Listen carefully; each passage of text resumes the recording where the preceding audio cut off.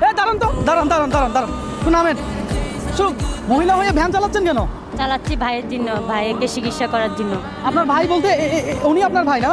আমি দর্শক অবাক হয়ে গেছি, এটা একটা মেইন সড়ক, হ্যাঁ, চট্টগ্রামের লিংক রোড। বলবো ভাই, আমার মুখটা ফাটি যায় ভাই। আমার বোনের মতো ভাই, আমার গুহালায় মুতালায় ভাই, আমার কাপড় দিয়ে সাপড় দিয়ে ভাই, আমাকে ধরে উঠেই বসাই বালিশ তিনটা সারা আমি ভাই বইতে পারি না ভাই। আমার মেরুদণ্ড সমস্যা ভাই, আমার এই রডটা এই সেকেন্ড কথা, আমার এই কোটি পর্যন্ত এটা ফিট হ্যাঁ ভাই, আমি টাকার জন্য চিকিৎসা করতে পারি না। অনেকে আমাকে বলে প্রতারক, কেউ বলে বাড়ি দুইটা মারলে উড়ি দুধ দিব, কেউ বলে গরম পানি মারলে দুধ দিব ভাই, কেউ বলে এটা একটা ব্যবসা শুরু করছে ভাই। আসলেই কিন্তু আমি প্রতারকও না, কোনো ব্যবসাও না ভাই, আমি একজন অসহায় মানুষের সন্তান ভাই। আমার মাটাও অন্ধ হয়ে গেছে ভাই, 1 লাখ টাকার জন্য ওকে চিকিৎসা করতে পারি না চট্টগ্রাম চক্ষু হাসপাতাল ভাই। আপনি চাইলে দরকার আমার মাটাকেও দেখাবো ভাই। এই কারণে মাইকের রেকর্ডে বলি, আমার আল্লাহ দুনিয়াতে কেউ নেই, যার চোখ নাই তার আর কে আছে ভাই? আপনার আত্মীয় স্বজন বা কে আছে? আপনার ওয়াইফ কোথায়? আমার ওয়াইফ আরেক বেটার লগে চলে গেছে। ওই ছেলেটা আমার সাথে কাজ করতে, আমার খালতো বোন অসুস্থ ছিল, হ্যাঁ। ওই ছেলেটার নাম মহিউদ্দিন, হ্যাঁ। আমার ওয়াইফের নাম আছিল সুমি।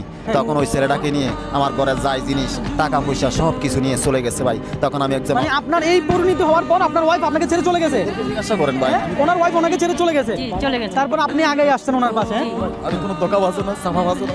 আমি এখনো 3,30,000 টাকা হইলে 1 মাসে সুস্থ হয়ে যাবো ভাই। কত লাগবে? 3,30,000 টাকা হইলে আমি 1 মাসে ভালো হয়ে যাবো ভাই। ঠিক এইভাবে ওয়াইফ এই অবস্থা হয়েছে, চলে গেছে।